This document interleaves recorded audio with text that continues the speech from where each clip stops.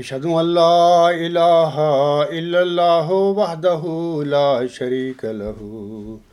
واشہد ان محمدا عبدہ ورسولہ اما بعد فاعوذ باللہ من الشیطان الرجیم بسم اللہ الرحمن الرحیم الحمد للہ رب العالمین الرحمن الرحیم مالک یوم الدین ایاک نعبد و ایاک نستعین اہدنا الصراط المستقیم صراط الذین انعمت علیہم صراط الذین انعمت علیہم غیر المغضوب علیہم ولا الضالین فبشرناہ بغلام حلیم فلما بلغ معه السعي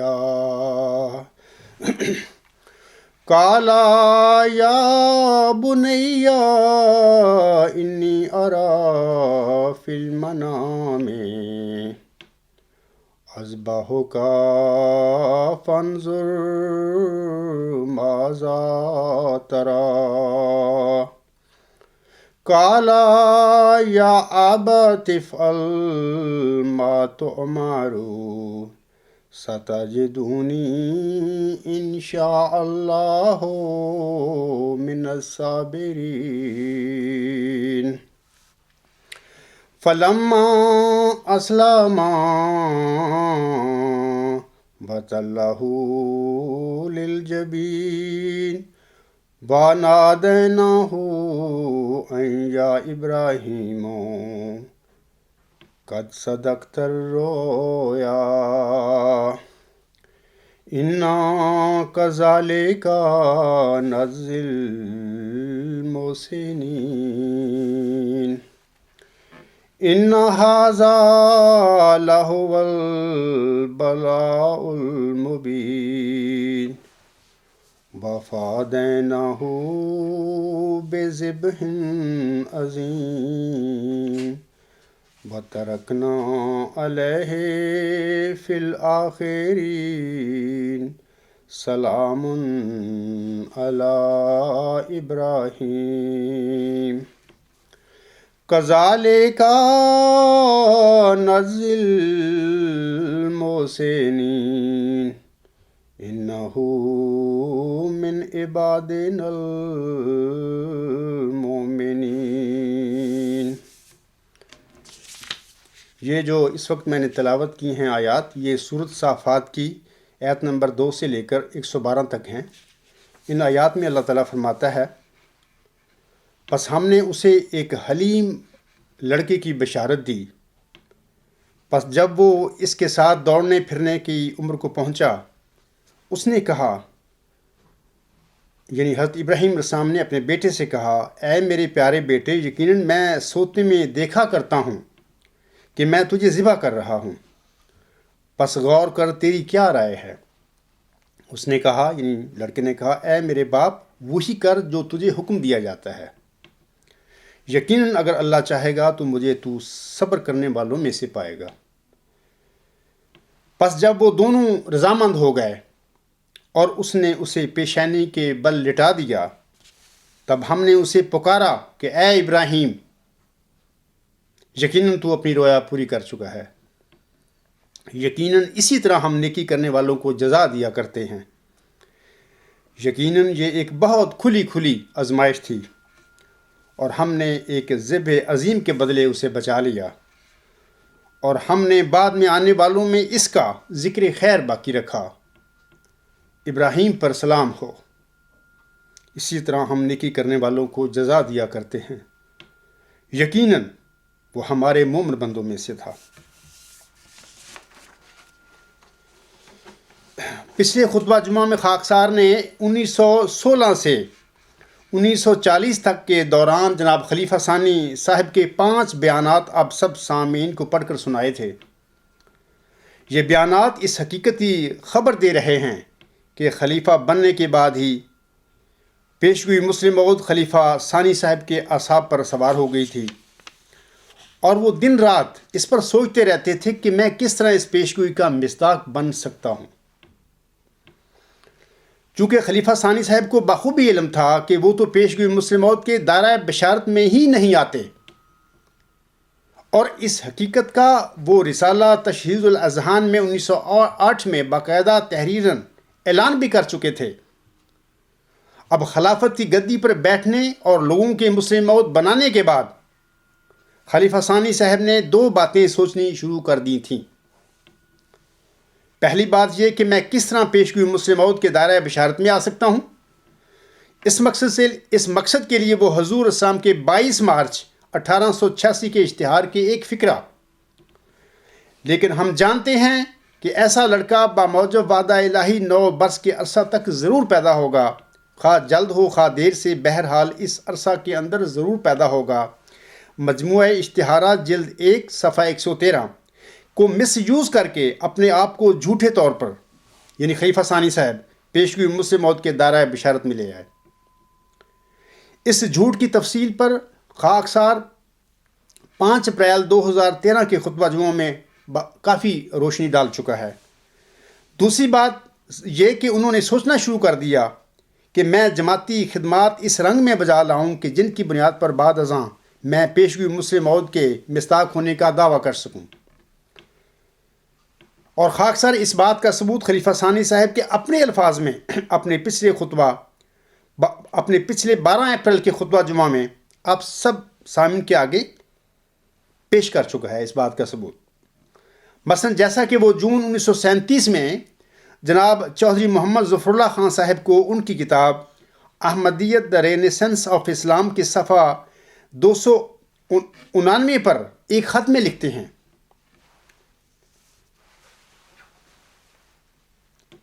وہ لکھتے ہیں So far as I have reflected on these prophecies, 90% of them are in accord with the achievements of the period of my Khilafat. I do consider, however, that God Almighty has fulfilled the purpose of these prophecies to a large degree through me. اس کا ترجمہ یہ ہے، جہاں تک میں نے، وہ کہتے ہیں، جہاں تک میں نے ان پیشگوئیوں پر غور کیا ہے تو 90% باتیں میرے زمانہ خلافت کی کامیابیوں سے تعلق رکھتی ہیں۔ میں سمجھتا ہوں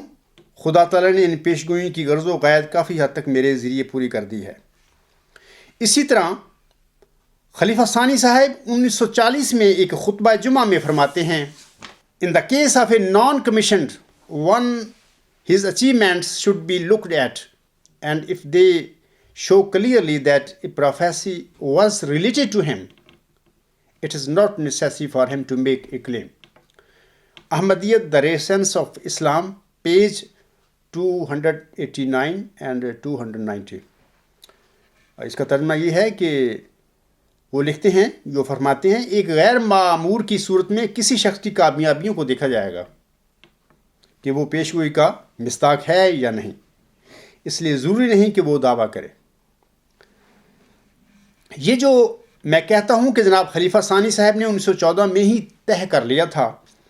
کہ جماعتی خدمات اس رنگ میں کروں جن کی بنیاد پر بعد ازاں مسلم موعود ہونے کا دعویٰ کیا جا سکے۔ میری اس بات کی تصدیق ان کے مذکورہ بالا الفاظ میں ہو گئی ہے سامعین کرام کہ انہوں نے 1937 میں ہی اپنی کامیابیوں کے بل بوتے پر افراد جماعت کے آگے اپنے مسلم موعود ہونے کا ڈھنڈورا پیٹنا شروع کر دیا تھا۔ اب میں اپنے آج کے خطبہ جمعہ کی طرف آتا ہوں کہ خلیفہ ثانی صاحب نے 1944 میں کیا خواب دیکھا اور پھر خواب دیکھنے کے بعد انہوں نے کیا بیانات دیے تھے۔ خاکسار خلیفہ ثانی صاحب کے خواب کے متعلق کچھ عرض کرنے سے پہلے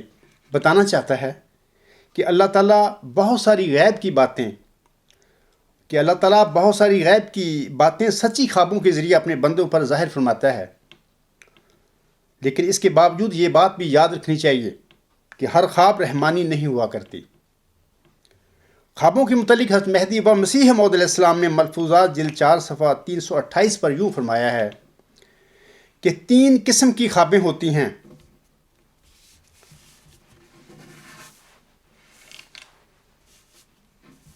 ایک نفسانی، ایک شیطانی اور ایک رحمانی۔ نفسانی جیسے بلی کو چیچڑوں کے خواب، شیطانی وہ جس میں ڈر وحشت ہو، رحمانی خواب خدا تعالی کی طرف سے پیغام ہوتی ہے اور اس کا ثبوت صرف تجربہ ہے۔ جیسا کہ حضور علیہ السلام نفسانی خواب کے متعلق فرماتے ہیں کہ جیسے بلی کو چیچڑوں کے خواب، میں نے خلیفہ ثانی صاحب کے خواب سے پہلے جو ان کے بیانات پیش کیے ہیں، ان بیانات سے یہ قطعی طور پر ثابت ہوتا ہے کہ پیشگوئی مسلم موعود نہ صرف ان کے اعصاب پر سوار تھی بلکہ وہ ہمہ وقت اس کے متعلق سوچتے بھی رہتے تھے۔ واضح رہے کہ جب کسی انسان پر کوئی پیشگوئی اس طرح مسلط ہو جائے جس طرح جناب خلیفہ ثانی صاحب پر پیشگوئی مسلم موعود مسلط ہو گئی تھی، تو پھر وہ اس ضمن میں بلی کو چیچڑوں کے خواب کے مطابق کوئی خواب بھی دیکھ سکتا ہے۔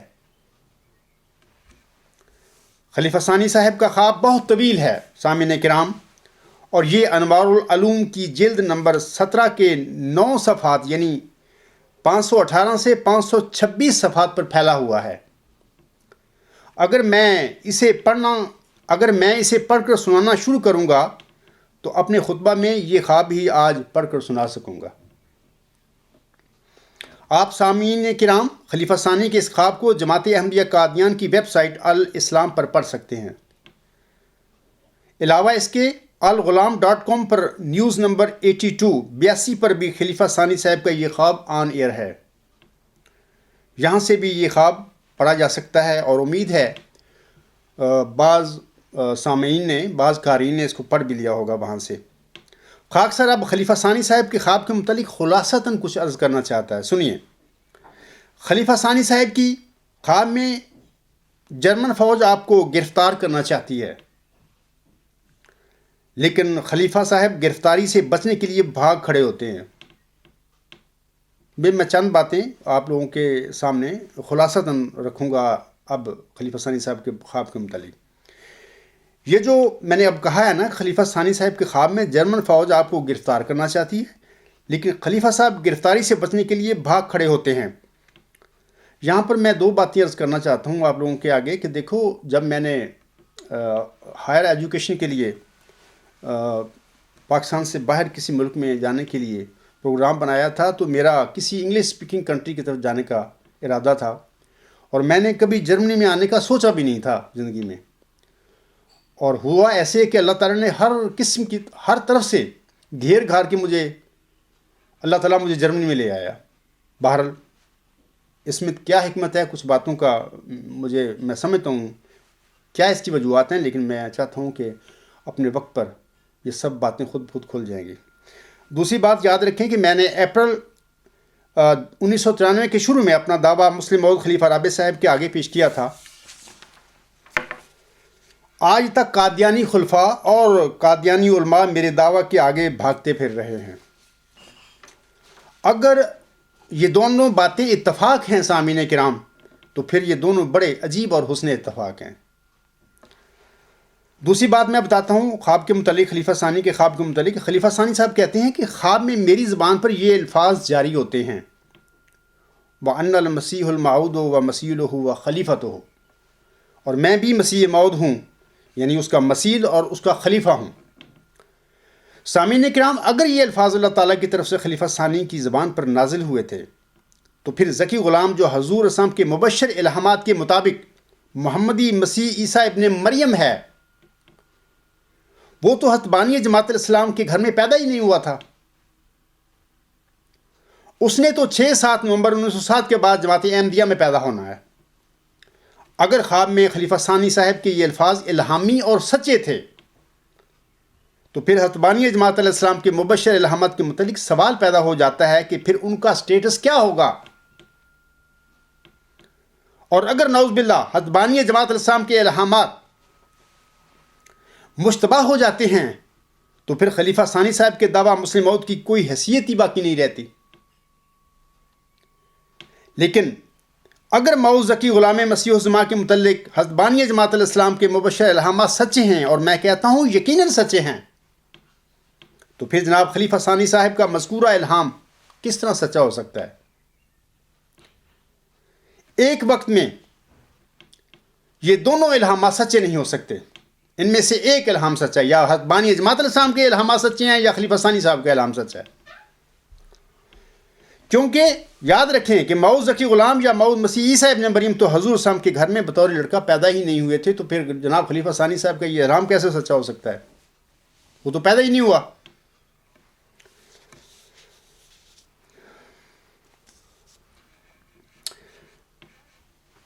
آگے خواب کے آخر میں خلیفہ ثانی صاحب کہتے ہیں کہ میں تقریر کرتے ہوئے کہتا ہوں کہ میں وہ ہوں جس کے لیے 1900 سال سے کنواریاں منتظر بیٹھی تھیں. اور پھر خواب میں کہتے ہیں کہ 7 یا 9 جوان عورتوں کا وہ ذکر بھی کرتے ہیں وغیرہ وغیرہ. یہ باتیں آخر پہ وہ بیان کرتے ہیں خواب کے نا. خواب سے پہلے سامعین کرام خلیفہ ثانی صاحب کے 5 بیانات کا میں پچھلے خطبہ جمعہ میں ذکر کر چکا ہوں. خواب دیکھنے کے بعد خلیفہ ثانی صاحب کیا فرماتے ہیں؟ اب میں خواب دیکھنے کے بعد جناب خلیفہ ثانی صاحب کے ایک بیان کا ذکر کرتا ہوں، ذرا توجہ اور غور سے سننا. 7-8 جنوری 1944 کی درمیانی رات خواب دیکھنے کے بعد جناب خلیفہ ثانی صاحب 28 جنوری 1944 کے خطبہ جمعہ میں فرماتے ہیں، سنیے. لوگوں نے کہا اور بار بار کہا کہ آپ کی ان پیشگوئیوں کے بارے میں کیا رائے ہے، مگر میری یہ حالت تھی کہ میں نے سنجیدگی سے ان پیشگوئیوں کو پڑھنے کی بھی کوشش نہیں کی، اس خیال سے کہ میرا نفس مجھے کوئی دھوکہ نہ دے اور میں اپنے متعلق کوئی ایسا خیال نہ کر لوں جو واقعہ کے خلاف ہو. آگے چل کر فرماتے ہیں خلیفہ ثانی صاحب، آج میں نے پہلی دفعہ وہ تمام پیشگوئیاں منگوا کر اس نیت سے دیکھیں کہ میں ان پیشگوئیوں کی حقیقت کو سمجھوں اور دیکھوں کہ اللہ تعالیٰ نے ان میں کیا کچھ بیان فرمایا ہے. یہ الفضل 1 فروری 1944 صفحہ نمبر 5 کالم 6 پر ان کے یہ الفاظ ہیں. اے میرے احمدی بھائیوں اور بزرگوں، خلیفہ ثانی صاحب کے اس بیان کے متعلق میں 2 باتیں عرض کرتا ہوں. پہلی بات، خاکسار نے خواب دیکھنے سے پہلے خلیفہ ثانی صاحب کے جو بیانات پڑھے تھے پچھلے خطبہ جمعہ میں، ان سے یہ بات بالکل عیاں ہے کہ خواب دیکھنے کے بعد جس نفس سے بچنے کی خلیفہ ثانی صاحب بات کر رہے ہیں، اپنے 28 جنوری 1944 کے خطبہ جمعہ میں وہ نفس تو ان پر خلیفہ بننے کے بعد مکمل طور پر غلبہ پا چکا تھا اور ان میں یہ شدید خواہش پیدا کر چکا تھا کہ لوگ کسی طرح یہ پیشگوئی مجھ پر چسپاں کر دیں. ان کے بیانات ہیں، ان سے ظاہر ہو رہا ہے، بالکل عیاں ہے. اور اس غرض کو پورا کرنے کے لیے انہوں نے بیانات کے ذریعے ہر قسم کا مواد لوگوں کے آگے رکھ دیا تاکہ انہیں اس پیشگوئی کو آپ پر چسپاں کرنے میں کوئی دقت محسوس نہ ہو. مثلا کبھی وہ پیشگوئی مسلم موعود کے سلسلے میں کہتے تھے کہ اس کے متعلق دعویٰ کرنا ضروری نہیں. کبھی وہ کہتے تھے کہ اس پیشگوئی کی غرض و غایت میرے خلافتی زمانہ کی کامیابیوں کے ذریعے پوری ہو گئی ہے. اور کبھی وہ کہتے تھے کہ جو پیشگوئی غیر معمور کے متعلق ہو اس میں دعویٰ کرنے کی ضرورت نہیں ہوتی، وغیرہ وغیرہ. دوسری بات سنیے، یہ کہ جون 1937 میں خلیفہ ثانی صاحب چودھری محمد ظفر اللہ خان صاحب کو خط میں فرماتے ہیں، So far as I have reflected on these prophecies, 90% of them are in accord with the achievements of the period of my Khilafat. I do consider, however, that God Almighty has fulfilled the purpose of these prophecies to a large degree through me. Ahmadiyyat, The Essence of Islam, page 289. وہ کہتے ہیں جہاں تک میں نے ان پیشگوئیوں پر غور کیا ہے تو 90% باتیں میرے زمانہ خلافت کی کامیابیوں سے تعلق رکھتی ہیں۔ میں سمجھتا ہوں خدا تعالیٰ نے ان پیشگوئیوں کی غرض و غایت کافی حد تک میرے ذریعے پوری کر دی ہے۔ جنوری 1944 میں خواب دیکھنے کے بعد دعویٰ کرتے وقت خطبہ جمعہ میں فرماتے ہیں، آج میں نے پہلی دفعہ وہ تمام پیشگوئیاں مواقع اس نیت سے دیکھیں کہ میں ان پیشگوئیوں کی حقیقت کو سمجھوں اور دیکھوں کہ اللہ تعالیٰ نے ان میں کیا کچھ بیان فرمایا ہے۔ اے میرے احمدی بہنوں، بھائیوں اور بزرگوں، کیا آپ مجھے بتا سکتے ہیں کہ خلیفہ ثانی صاحب کے ان دو متضاد بیانوں میں سے کون سا بیان سچا ہے اور کون سا جھوٹا؟ سامعین کرام، خلیفہ ثانی صاحب کے متذکرہ بالا بیانات سے ظاہر ہے کہ پیشگوئی مسلم موعود ہوش سنبھالتے ہی آپ کے اعصاب پر سوار ہو گئی تھی۔ پھر خلیفہ ثانی بننے کے بعد 1944 تک اپنے 30 سالہ خلافتی دور میں جماعتی خدمات اس رنگ میں سر انجام دیتے رہے تاکہ بعد ازاں ان کامیابیوں کی بنیاد پر لوگ انہیں ان کے دعویٰ کے بغیر ہی پیشگوئی مسلم موعود کا مصداق قرار دے دیں۔ اور عجیب بات ہے کہ جب شیطان کی آند کی طرح ایک طویل اور مبہم خواب کی بنیاد پر دعویٰ مسلم موعود کرنے لگے تو جھوٹ بولتے ہوئے فرماتے ہیں، آج میں نے پہلی دفعہ وہ تمام پیشگوئیاں منگوا کر اس نیت سے دیکھیں کہ میں ان پیشگوئیوں کی حقیقت کو سمجھوں اور دیکھوں کہ اللہ تعالیٰ نے ان میں کیا کچھ بیان فرمایا ہے۔ اے میرے اسیر بھائیوں،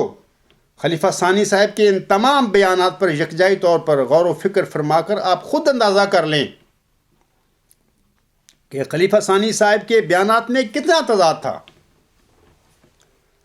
اور یہ تضاد ہی ان کے دعویٰ مسلم موعود کے جھوٹے ہونے کی چغلی کھا رہا ہے۔ دعویٰ مسلم موعود سے پہلے جس انسان کے مسلم موعود کے متعلق، پیشگوئی مسلم موعود کے متعلق ایسے خیالات ہوں تو پھر ایسے انسان کا بلی کو چچڑوں کے خواب کے محاورہ کے مطابق خلیفہ صاحب کے خواب کی طرح کا کوئی خواب دیکھ لینا نہ صرف ممکن ہے بلکہ وہ ایسا خواب ضرور دیکھے گا۔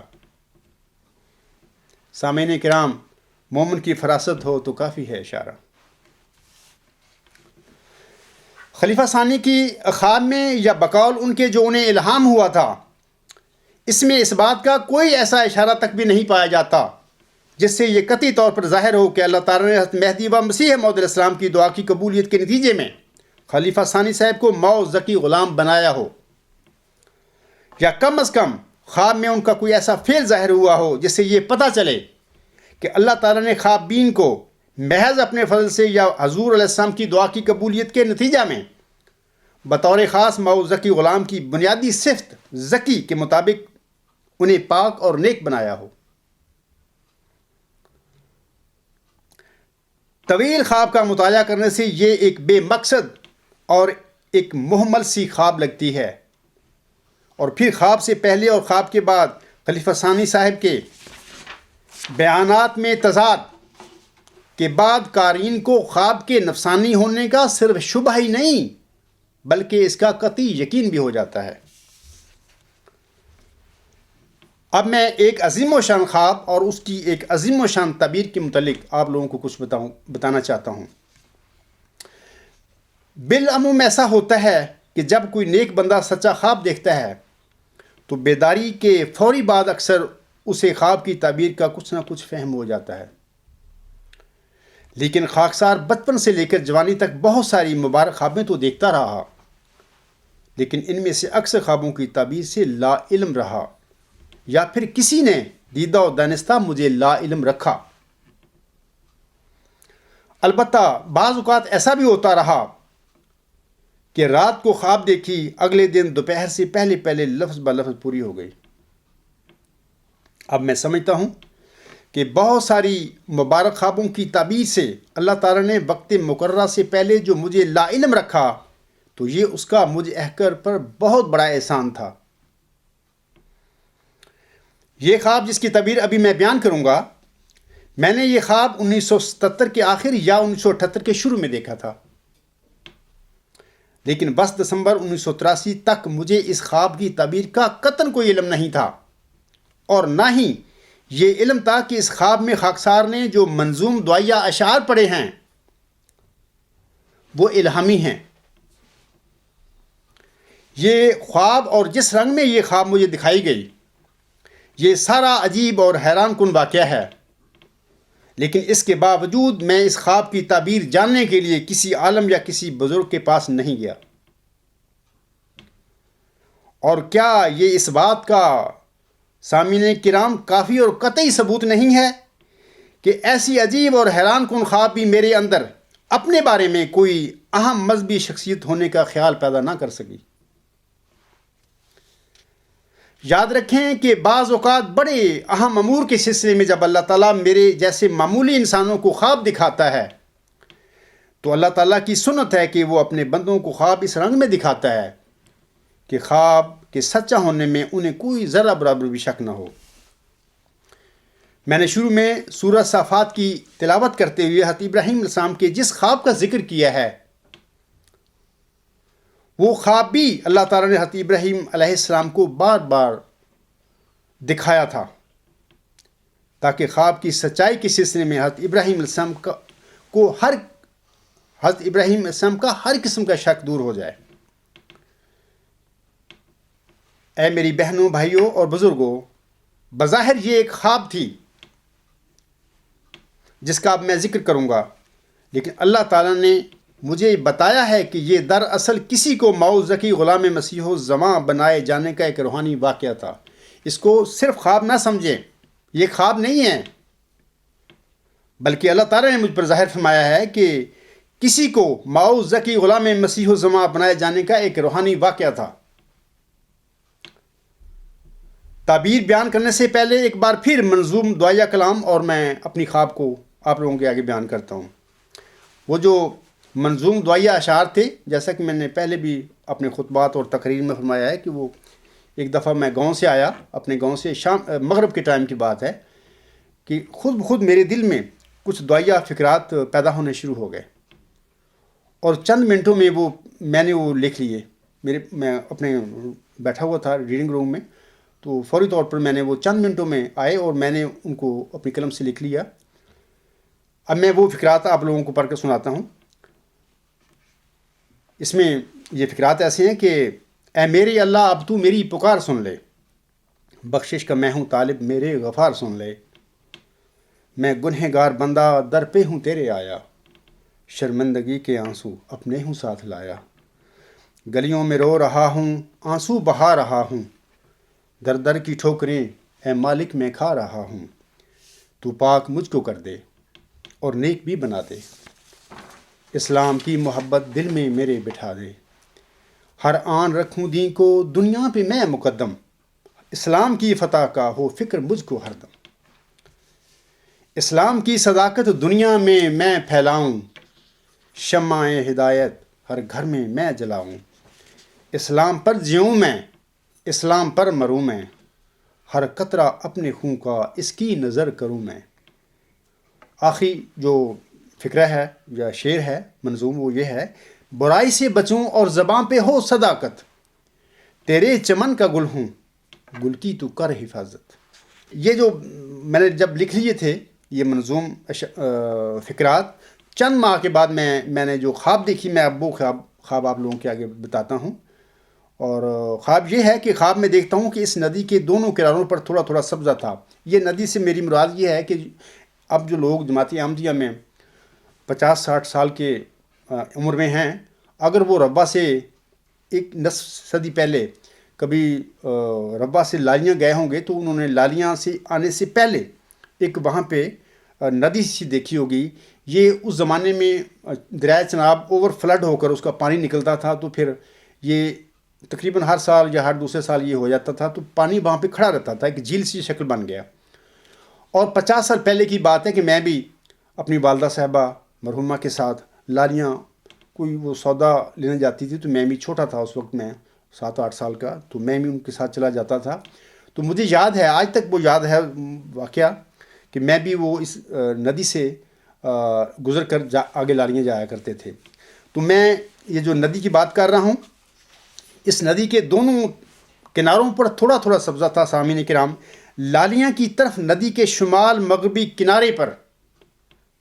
خاکسار حضرت مہدی و مسیح موعود علیہ السلام یعنی ابراہیم ثانی کے روبرو کھڑا ہے خواب میں۔ حضور اسلام مجھ سے مخاطب ہو کر فرماتے ہیں غفار نماز پڑھا کرو اور میرے ساتھ دعا کرو۔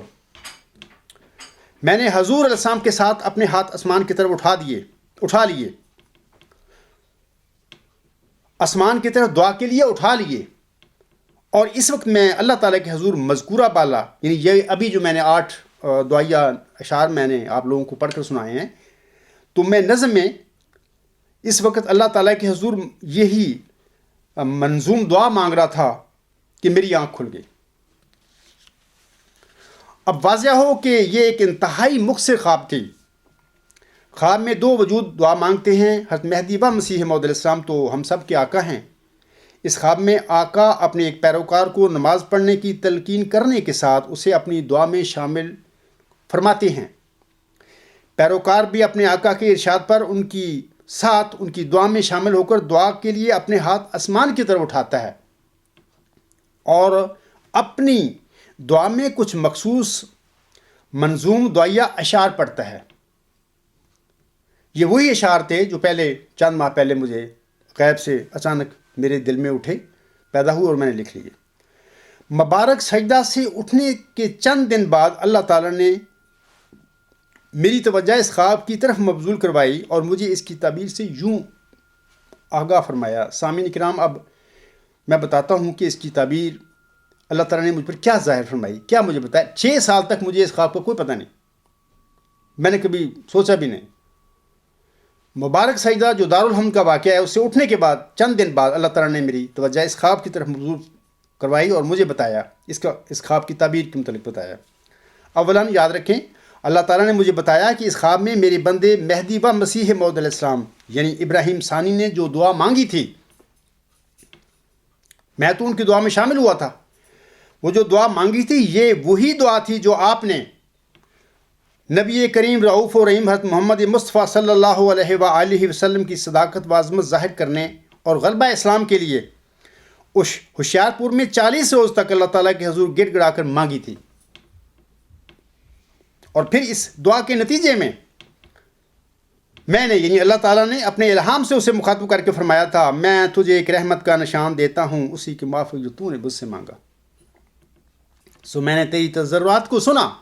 اور تیری دعاؤں کو اپنی رحمت سے بپایا قبولیت جگہ دی، اور تیرے سفر کو جو ہوشیارپور اور لدھیانہ کا سفر ہے تیرے لیے مبارک کر دیا۔ سو قدرت اور رحمت اور قربت کا نشان تجھے دیا جاتا ہے، فضل اور احسان کا نشان تجھے عطا ہوتا ہے، اور فتح اور ظفر کی کلید تجھے ملتی ہے، سے لے کر آگے واقعانہ امرن مقضیہ۔ ثانیاً اللہ تعالیٰ نے مجھے بتایا کہ وہ موعود نشان رحمت اور وہ موعود ذکی غلام جو میں نے اپنے بندے کی دعا کے جواب میں اسے بخشا تھا، وہ تو یعنی خاکسار ہی تھا۔ اور اس خواب میں نے تجھے بھی اپنے مہدی و مسیح موعود کے سامنے کھڑا کر کے اس کی دعا میں شامل فرمایا تھا۔ ثالثاً اللہ تعالیٰ نے مجھے بتایا کہ اے عبد الغفار، تجھے تو یہ بھی پتہ نہیں تھا کہ تو نے مجھ سے کیا مانگنا ہے۔ میں نے تجھے وہ کچھ سکھایا جو تجھے مجھ سے مانگنا چاہیے تھا، اور خواب میں جو منظوم دعائیہ اشعار تو نے پڑھے تھے یعنی اس عاجز نے پڑھے تھے، وہ تو نے نہیں بنائے تھے بلکہ میں نے الہامی طور پر تیرے دل میں ڈالے تھے۔ اور پھر فتح اور غلبہ اسلام کے لیے یہ منظوم الہامی دعا میں نے تمہیں اپنے برگزیدہ بندے ابراہیم ثانی کی دعا میں شامل کر کے اور اس کی ابتدا میں تجھ سے منگوائی تھی۔ رابعاً اللہ نے مجھے بتایا کہ 20 فروری 1886 کی الہامی پیشگوئی میں جس موعود غلام کی بشارت بخشی گئی تھی، اس کی مرکزی صفت اس کا ذکی ہونا ہے۔ اللہ تعالیٰ نے مجھے بتایا کہ ذکی کے لغوی معنی پاک اور نیک کے ہوتے ہیں، اور میں نے اے عبدالغفار تجھے ذکی بننے کی دعا بھی سکھائی تھی، اور پھر اپنے مہدی و مسیح موعود کی ابتدا میں تجھ سے یہ دعا منگوائی بھی تھی، جیسے کہ میں نے ابھی 8 منظوم دعائیہ فقرات پڑھے ہیں، اس میں سے ایک شعر یہ ہے، تو پاک مجھ کو کر دے اور نیک بھی بنا دے، اسلام کی محبت دل میں میرے بٹھا دے۔ تو پاک مجھ کو کر دے اور نیک بھی بنا دے کا مطلب یہ ہے کہ اے خدا، اے مہربان مجھے ذکی بنا دے۔ دارالحمد مذکورہ خواب کی یہ تعبیر معلوم ہونے پر سامعین کرام مجھے اپنے ذکی غلام ہونے کا علم و یقین تو حاصل ہو گیا، لیکن ابھی بھی مجھے حق الیقین حاصل نہیں ہوا تھا۔ یہ دارالحمد کی بات ہے، میں آپ لوگوں کو بتا رہا۔ خاکسار کو اپنے موعود غلام مسیح الزماں ہونے کا حق الیقین کیسے ہوا؟ اس سلسلے میں جواباً عرض کرتا ہوں کہ دارالحمد میں اس روحانی واقعہ کے بعد خاکسار دسمبر 1983 کے آخر میں جماعت احمدیہ کے جلسہ سالانہ میں شامل ہونے کے لیے روا آیا تھا۔ جلسہ کے پہلے دن خلیفہ رابع صاحب کی افتتاحی تقریر سے پہلے آپ کا منظوم کلام، جو بعد میں مرد حق کی دعا کے عنوان سے شائع ہوا، پڑھا گیا تھا۔ میں نے بھی اس نظم کو جلسہ گاہ میں سنا تھا، لیکن مجھے اس وقت کوئی خبر نہیں تھی کہ اس نظم میں کیا کچھ بیان کیا گیا ہے۔ چند ماہ بعد یعنی اپریل یا مئی 1984 میں اللہ تعالیٰ نے مجھے بتایا کہ اس نظم یعنی مرد حق کی دعا کے 3 اشعار کا تیرے ساتھ تعلق ہے، جو کہ درج ذیل ہے۔ 2 گھڑی صبر سے کام لو ساتھیو، آفت ظلم تو جوڑ ٹل جائے گی، آہ مومن سے ٹکرا کے طوفان کا، رخ پلٹ جائے گا، رت بدل جائے گی۔ یہ دعا ہی کا تھا معجزہ کے عصا، ساحروں کے مقابل بنا دہا، آج بھی دیکھنا مرد حق کی دعا، سحر کی ناگنوں کو نگل جائے گی۔ یہاں پر اللہ تعالیٰ میں بتاتا ہوں کہ اللہ نے مجھے بتایا کہ یہ مرد حق کی دعا وہی دعا ہے، اس شعر میں کہی جا رہی ہے، جو میں نے تجھے اپنے مہدی و مسیح موعود السلام کے خواب کی حالت میں آگے کھڑا کر کے اس کی دعا میں شامل کیا تھا۔ اس وقت جو میرے مہدی و مسیح نے دعا کی تھی ہاتھ اٹھا کر، یہ وہ اس دعا کا ذکر ہو رہا ہے اس شعر میں۔ آخری شعر یہ ایسا ہے کہ عصر بیمار کا ہے مرض لا دوا، کوئی چارہ نہیں اب دعا کے سوا، اے غلام مسیح الزماں ہاتھ اٹھا، موت آ بھی گئی ہو تو ٹل جائے گی۔ اللہ تعالیٰ نے آخری شعر کی طرف میری توجہ بار بار مبذول فرما کر میرے دل میں بار بار ڈالا سامعین کرام کہ اے عبدالغفار، یاد کر تو اپنی وہ خواب جس میں تو نے مسیح الزماں کے ساتھ اور اس کی اقتداء میں اپنے ہاتھ آسمان کی طرف دعا کے لیے اٹھائے تھے۔ پھر مجھے فرمایا گیا کہ مرزا طاہر احمد نے اپنی نظم مرد حق کی دعا کے اس شعر میں جس غلام مسیح الزماں کے ہاتھ اٹھائے جانے کا ذکر کیا ہے، وہ غلام مسیح الزماں تو ہی ہے۔ کیا تو نے خواب کی حالت میں میرے مسیح الزماں کے روبرو دعا کے لیے آسمان کی طرف ہاتھ نہیں اٹھائے تھے؟ میں نے جواباً عرض کیا تھا کہ اے میرے خدا، میں نے خواب بھی دیکھی تھی اور خواب میں حضور صلی اللہ علیہ وسلم کی دعا میں شامل ہو کر دعا کے لیے اپنے ہاتھ آسمان کی طرف بھی اٹھائے تھے۔ تب مجھے کہا گیا تو پھر اب تیرے موعود ذکی غلام مسیح الزماں ہونے میں کیا شک ہے؟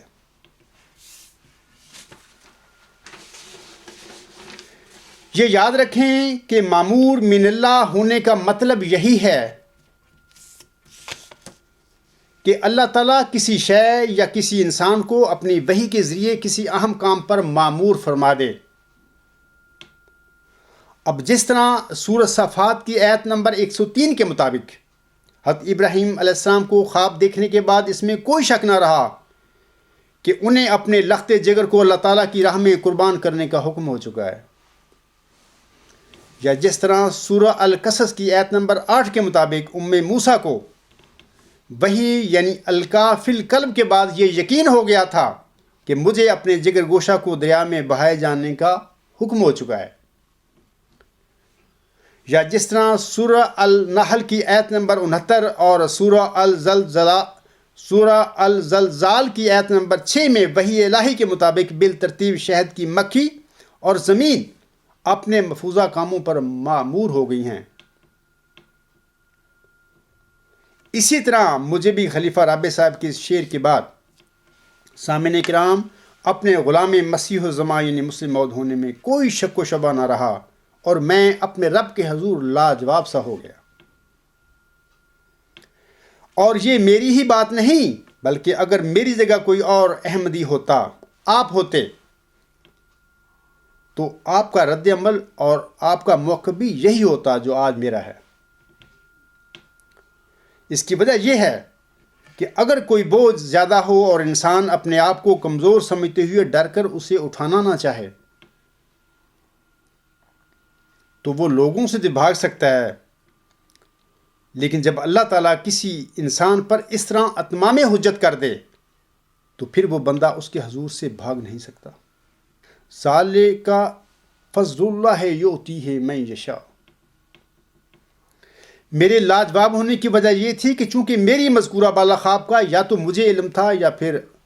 میرے رب کو علم تھا جس نے مجھے یہ خواب دکھایا تھا۔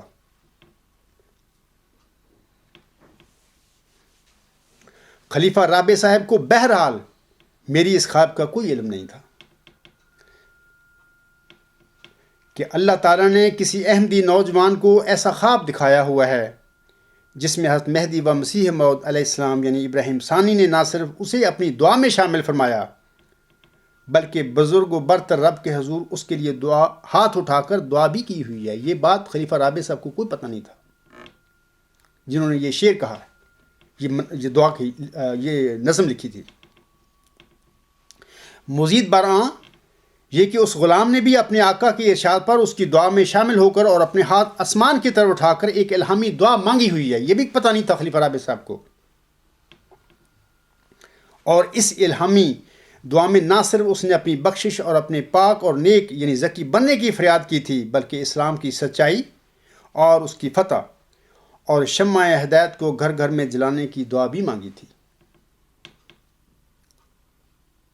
اے میرے بھائیوں اور بزرگوں، اس طرح مجھے حق یقین ہو گیا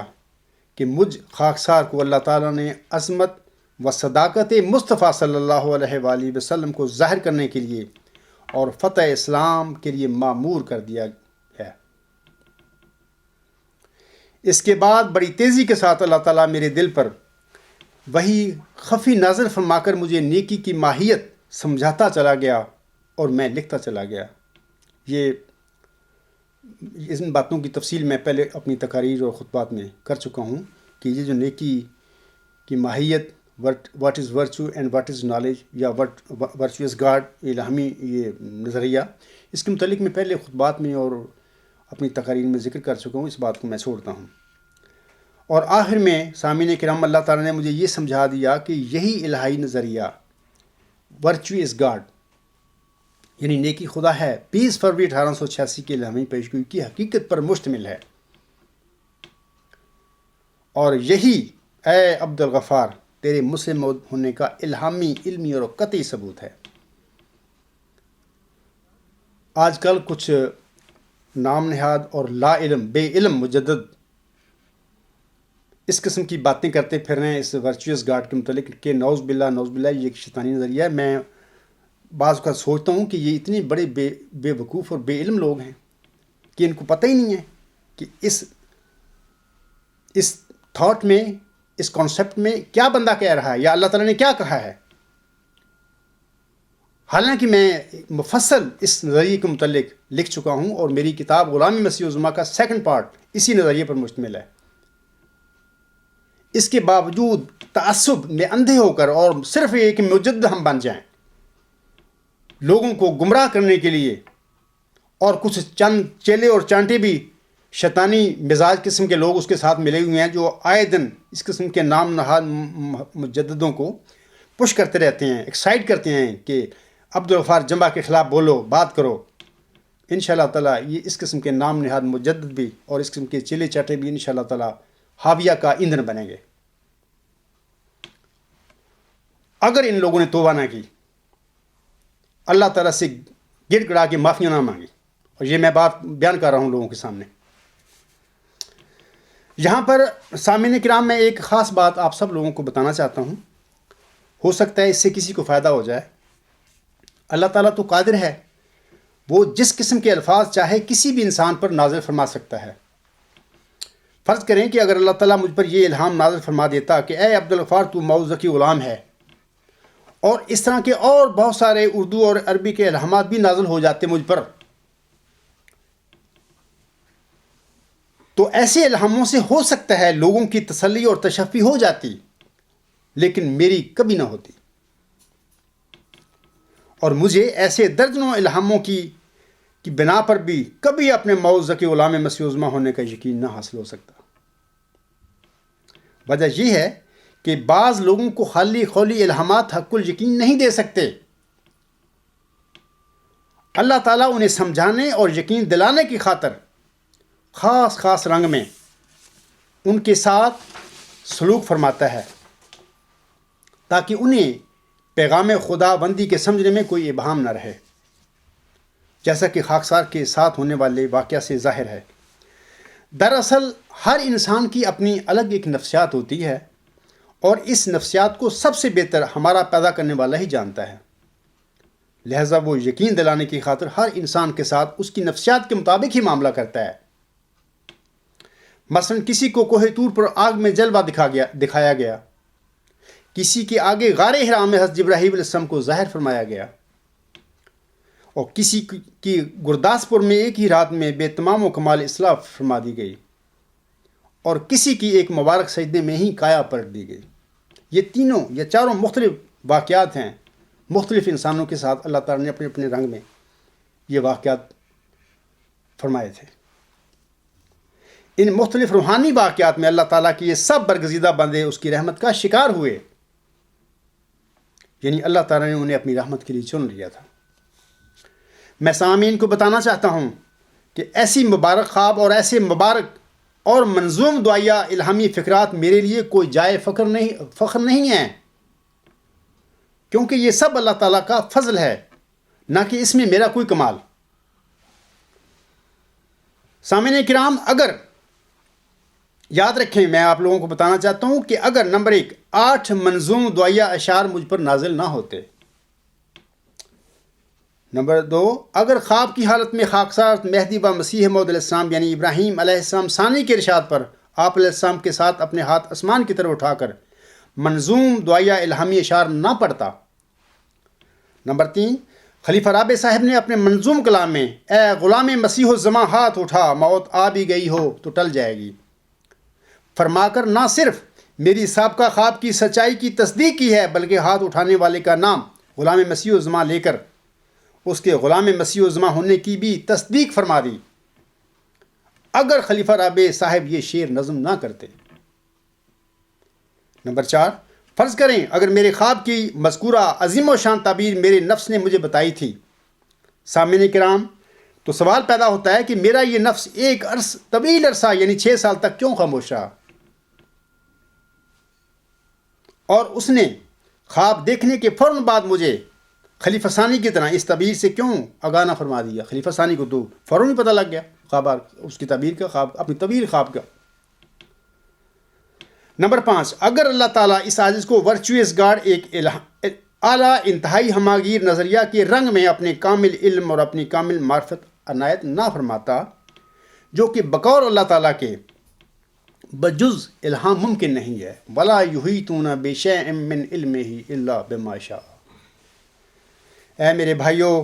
اگر درجے بالا یہ جو میں نے 5 باتیں آپ لوگوں کو بتائی ہیں، یہ 5 واقعات میرے ساتھ وقوع پذیر نہ ہوتے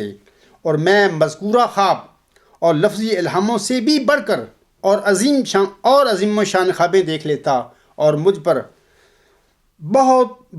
زیادہ الہامات بھی نازل ہو جاتے، تب بھی مجھے اپنے موعود غلام مسیح الزماں ہونے کا اتنا حق الیقین نہ ہو سکتا جتنا مذکورہ 5 واقعات کے وقوع پذیر ہونے سے مجھے حق الیقین ہوا ہے۔ اس کی وجہ یہ ہے کہ خوابوں اور الہاموں کی تشریح میں نفس کا دخل ممکن ہے، جیسا کہ سورۃ الحج کی آیت نمبر 53 میں اللہ تعالیٰ فرماتا ہے وَمَا أَرْسَلْنَا مِن قَبْلِكَ مِن رَسُولٍ وَلَا نَبِيٍّ إِلَّا إِذَا تَمَنَّىٰ أَلْقَى الشَّيْطَانُ فِي أُمْنِيَّتِهِ فَيَنسَخُ اللَّهُ مَا يُلْقِي الشَّيْطَانُ ثُمَّ يُحْكِمُ اللَّهُ آيَاتِهِ وَاللَّهُ عَلِيمٌ حَكِيمٌ۔ اور ہم نے، اللہ تعالیٰ اپنے پیارے نبی صلی اللہ علیہ وسلم کو مخاطب کر کے فرماتا ہے، اور ہم نے اے محمد صلی اللہ علیہ وآلہ وسلم تجھ سے پہلے نہ کوئی رسول بھیجا نہ نبی، مگر جب بھی اس نے کوئی خواہش کی، شیطان نے اس کی خواہش میں کچھ ملا دیا۔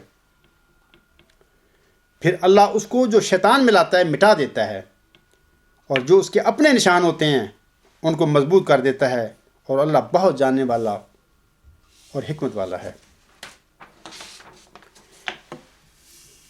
اسی طرح سامعین کرام، اللہ تعالیٰ کا ایک اور برگزیدہ نبی فرماتا ہے وما ابرئ نفسی ان النفس لامارۃ بالسوء الا ما رحم ربی ان ربی غفور الرحیم۔ یہ سورۃ یوسف کی آیت نمبر 54 ہے۔ اور میں اپنے نفس کو ہر قسم کی غلطی سے بری قرار نہیں دیتا، کیونکہ انسانی نفس سوائے اس کے جس پر میرا رب رحم کرے بری باتوں کا حکم دینے پر بہت دلیر ہے۔ بے شک میرا رب غفور الرحیم ہے۔ لیکن اللہ تعالیٰ نے میرے غلام مسیح و زماں ہونے اور اس کا مجھے حق الیقین دلانے کی خاطر جو تدابیر کی ہیں، اس اتمام حجت کے بعد اپنے آپ کو غلام مسیح و زماں تسلیم کرنے اور اس کا دعویٰ کرنے کے سوا میرے لیے اور کوئی چارہ نہیں تھا۔ سامعین کرام، مجھ سے پہلے آپ میں سے کوئی مجھے عالم اسلام میں سے کوئی ایک مثال دے سکتا ہے جس میں کسی برگزیدہ بندے کے ساتھ اللہ تعالیٰ نے اسی قسم کا روحانی سلوک فرمایا ہو جس قسم کا روحانی واقعہ میرے ساتھ ہوا ہے، اور پھر اس برگزیدہ بندے نے ایسے روحانی واقعہ کو نفسانی واقعہ سمجھ کر رد کر دیا ہو؟ تم اس قسم کی ایک مثال بھی مجھے عالم اسلام میں سے نہیں دے سکتے۔ دوسری بات میں کہتا ہوں آپ لوگوں سے کہ کیا آپ میں سے کوئی مجھے دنیا میں سے کسی ایسے عالم کی مثال دے سکتا ہے جس نے بغیر وحی اور بغیر الہام محض مجرد عقل کے ساتھ کامل علم اور کامل معرفت حاصل کر لی ہو؟ یقیناً تم مجھے اس قسم کی ایک مثال بھی پیش نہیں کر سکتے، کیونکہ یہ کامل علم اور کامل معرفت صرف اللہ تعالیٰ خود اپنے الہام کے ذریعے اپنے بندوں کو، چنیدہ بندوں کو بخشا کرتا ہے۔ یہ کوئی بھی بندہ اپنی عقل سے اس مقام تک نہیں جا سکتا، نہ ڈیوائن نالج حاصل کر سکتا ہے۔ اب خاکسار خلیفہ ثانی صاحب کی خواب اور اس عاجز کی خواب کا تقابلی جائزہ آپ لوگوں کے آگے میں پیش کرتا ہے۔ سامعین، یاد رکھیں کہ جناب خلیفہ ثانی صاحب کا خواب مذہبی دنیا کا شاید طویل ترین خواب ہوگا۔ اس خواب کو پڑھیں الاسلام پہ، اور میرے الغلام.com پہ بھی یہ نیوز نمبر 82 پر لگا ہوا ہے۔ دیکھیں اس خواب کو، دیکھیں کتنا طویل ہے۔ یہ خواب شاید مذہبی دنیا کا طویل ترین خواب ہوگا، جبکہ اس عاجز کو جو خواب دکھایا گیا ہے وہ مذہبی دنیا کا یقیناً مختصر ترین خواب ہوگا۔ یہ فرق ہے، ایک خواب طویل ترین اور ایک مختصر خواب۔ دوسری بات فرق جو ہے وہ یہ ہے کہ خلیفہ ثانی صاحب نے 7-8 جنوری 1944 کی درمیانی شب لاہور میں خواب دیکھنے کے بعد قادیان واپس جا کر اسی ماہ کے آخر میں یعنی 28 جنوری کے خطبہ جمعہ میں اپنے مسلم موعود ہونے کا اعلان کر دیا تھا، جبکہ اس عجز کو خواب دیکھنے کے 6 سال بعد تک اپنے خواب کی تعبیر کا کوئی علم نہ ہوگا۔ نہ میں اپنی خواب کو لے کر کسی مولوی، کسی بزرگ کے پاس گیا تعبیر جاننے کے لیے، حتیٰ کہ زندگی کا سفر چلتا رہا اور دارالحمد میں ایک مبارک سجدہ سے اٹھنے کے بعد اللہ تعالیٰ نے مجھے میرے خواب کی تعبیر سے آگاہ فرما دیا، جس کا میں ابھی پہلے ذکر کر چکا ہوں۔ تیسری بات یا تیسرا فرق نوٹ کریے، خاکسار کی پیدائش کے بعد میرے محترم والد صاحب نے اپنی وفات سے پہلے مجھے اللہ تعالیٰ کی سپردگی میں دے دیا تھا۔ ان باتوں کا میں پہلے اپنی خطبات اور تقریر میں ذکر کر چکا ہوں، اور 10 دسمبر 1983 تک مجھے اپنے متعلق کسی بات کا کوئی علم نہیں تھا، جبکہ خلیفہ ثانی صاحب کو خلیفہ بننے کے بعد اور خواب دیکھنے سے پہلے انہیں اپنے متعلق ہر شے کا علم ہو چکا تھا۔ جو ان کے جو بیان ہیں خلیفہ بننے کے بعد اور خواب دیکھنے سے پہلے وہ سارے ظاہر ہیں کہ وہ کیا کہتے رہے تھے۔ سامعین کرام، خلیفہ ثانی صاحب کے خواب دیکھنے سے پہلے اور خواب دیکھنے کے بعد ان کے متضاد بیانات ان کی خواب کی حقیقت کا خوب پھانڈا پھوڑ رہے ہیں۔ چوتھا فرق جو سنیے، خلیفہ ثانی صاحب کی خواب محض ایک طویل اور ایک محمل خواب ہے، جبکہ اس عاجز کو اللہ تعالیٰ نے ایک مختصر منجملن اور جامع خواب دکھا کر اور ایک عرصہ تک اس کی تعبیر سے مجھے لا علم رکھ کر دکھا دیا کہ خوابین کے نفس کا اس خواب سے کوئی تعلق نہیں ہے، اور پھر میرے خواب کا واقعہ محض خواب تک محدود نہیں ہے سامعین کرام، بلکہ یہ معوذ ذکی غلام مسیح الزماں بننے کا ایک روحانی واقعہ تھا، اور یہ خواب کی حالت میں میرے ساتھ اس طرح ظہور پذیر ہوا کہ اس کے سچا ہونے میں کوئی شک نہیں کیا جا سکتا۔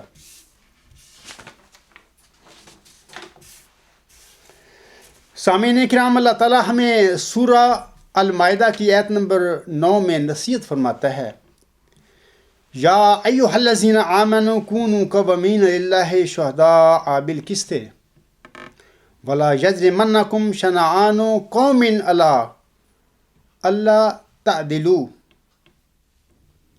اعدلوا ھو اقرب للتقوی واتقوا اللہ ان اللہ خبیر بما تعملون۔ اے مومنو، اللہ کی خاطر مضبوطی سے نگرانی کرتے ہوئے انصاف کی تائید میں گواہ بن جاؤ، اور کسی قوم کی دشمنی تمہیں ہرگز اس بات پر آمادہ نہ کرے کہ تم انصاف نہ کرو۔ انصاف کرو، یہ تقوی کے سب سے زیادہ قریب ہے، اور اللہ سے ڈرو، یقین اللہ جو تم کرتے ہو اس سے آگاہ ہے۔ میں نے خلیفہ ثانی صاحب کی خواب اور خواب سے پہلے جو بیانات انہوں نے دیے، خواب دیکھنے کے بعد فوراً جو بیانات دیے، اور خلیفہ ثانی صاحب کے بیانوں میں اپنے جو تضاد ہے، اور خلیفہ ثانی کی خواب کی طوالت اور جو کچھ انہوں نے دیکھا یا بیان کیا، اس سب کچھ چیزیں میں آپ لوگوں کے آگے بیان کر چکا ہوں، اور اپنا مختصر خواب بھی بیان کر چکا ہوں، اور یہ بھی بتا چکا ہوں کہ وہ مختصر خواب میں کیا ہوا میرے ساتھ، اور میں نے کیا پڑھا، کیا میں نے دعا مانگی، اور پھر یہ عجیب اور مختصر خواب اور مبارک خواب بھی میرے اندر کوئی ایسی خواہش پیدا نہ کر سکا کہ میں بھاگ کے کسی مولوی، کسی بزرگ کے پاس جاتا کہ اس کی تعبیر کیا ہے جناب۔ 6 سال تک میرا علمی سفر جاری رہا، اور میں بھی اپنے سفر اپنی زندگی گزارتا رہا، حتیٰ کہ دارالحمل میں جب میں ایم اے کر چکا تھا اور اپنی اعلیٰ تعلیم میں اپنی تعلیم کو حاصل کرنے کے لیے کوششیں کر رہا تھا، تو اس وقت اللہ تعالیٰ نے مجھے اس ایک سجدہ کی حالت میں چند علمی الہامی دعائیں جو حضور ارسام پر نازل ہوئی تھیں، وہ پڑھنے کے بعد اس خواب کی جو میں نے دیکھی سی 6 سال پہلے حقیقت کا علم دیا۔ یہ سب باتیں میں آپ لوگوں کے آگے ثبوت کے ساتھ اب پیش کر چکا ہوں۔ مجھے امید ہے آپ سب ہر قسم کی محبت اور نفرت کو نظر انداز کرتے ہوئے صرف سچائی کا ساتھ دیں گے، اور حق اور سچ کو قائم کرنے کے لیے کھڑے ہو جائیں گے۔ اللہ تعالیٰ آپ سب کو اپنی حفظ و امان میں رکھے اور صراط مستقیم پر بھی چلائے، آمین۔ وما علینا الا البلاغ وآخر دعوانا ان الحمد للہ رب العالمین۔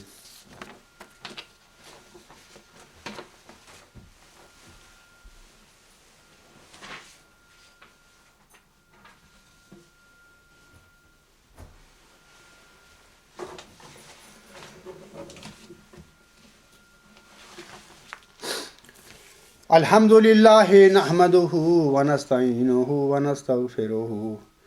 ونؤمن بہ ونتوکل علیہ ونعوذ باللہ من شرور انفسنا ومن سیئات اعمالنا، من یہدہ اللہ فلا مضل لہ ومن یضللہ فلا ہادی لہ، ونشهد أن لا إله إلا الله ونشهد أن محمدا عبده ورسوله۔ عباد الله رحمكم الله، إن الله يأمر بالعدل والإحسان وإيتاء ذي القربى وَيَنْهَى عَنِ الْفَحْشَاءِ وَالْمُنْكَرِ وَالْبَغْيِ يَعِظُكُمْ لَعَلَّكُمْ تَذَكَّرُونَ۔ اذْكُرُوا اللَّهَ يَذْكُرْكُمْ وَادْعُوهُ يَسْتَجِبْ لَكُمْ وَلَذِكْرُ اللَّهِ أَكْبَرُ.